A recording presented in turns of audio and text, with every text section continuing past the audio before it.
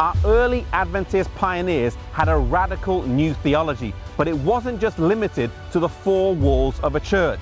They were at the forefront of many of the new social movements, such as the temperance movement, as well as the abolition of slavery.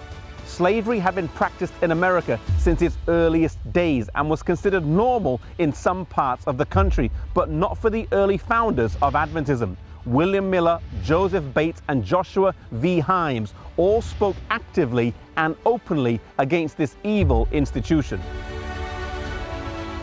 In the mid-1800s, slavery was widely practiced in the southern states, but not up north, and many slaves attempted to and succeeded in escaping to freedom via the Underground Railroad. It was neither underground nor a railroad, but a network of homes, farms, and transportation that would get someone secretly from the south up to the northern states or to Canada.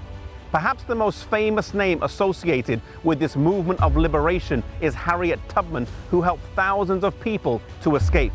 Also, Sojourner Truth spoke widely and passionately against slavery, and she was baptized as an Adventist by Uriah Smith. John Byington, the first General Conference president, used his farm in upstate New York as a stop on the Underground Railroad as well. Early Adventists were encouraged to help out in this, defying the law of the land.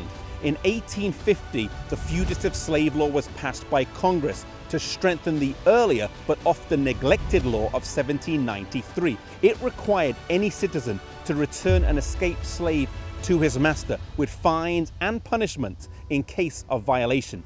Ellen White, commenting on the relationship that Adventists should have to this law, said, "The law of our land requiring us to deliver an escaped slave to his master, we are not to obey, and we must abide the consequences of violating this law." J. N. Loughborough, J. N. Andrews, Uriah Smith, Joseph Bates, and James White all wrote and held positions against slavery. The church was advocating a revolutionary new approach and endeavoring to adhere to biblical principles over culture and the norms of society.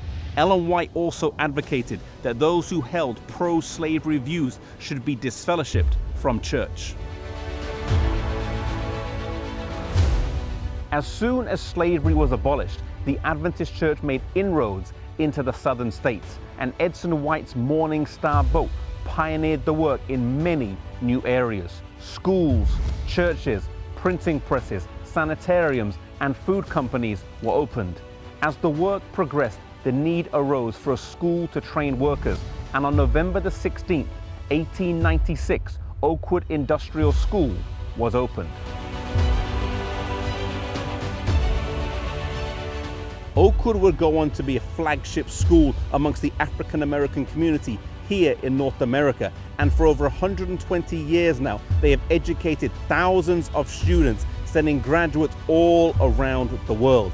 Some of their most famous graduates would include evangelists E. E. Cleveland and C. D. Brooks, just two of the many prolific pastors that have passed through this campus. Oakwood is also famous for its world-renowned choir, the Oakwood Aeolians. Oakwood will also play a role in the civil rights movement of the 1960s, hosting Dr. Martin Luther King, who spoke here on this campus after there was nowhere else in the city that would have him.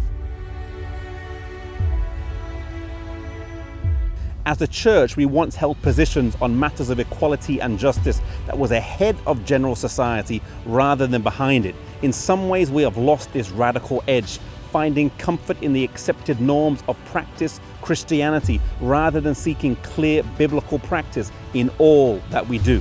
This radical and revolutionary edge that we once had needs to be reclaimed, and as a church, we ought to be at the forefront of social change, demonstrating the gospel in our communities as we seek to relieve the suffering of humanity.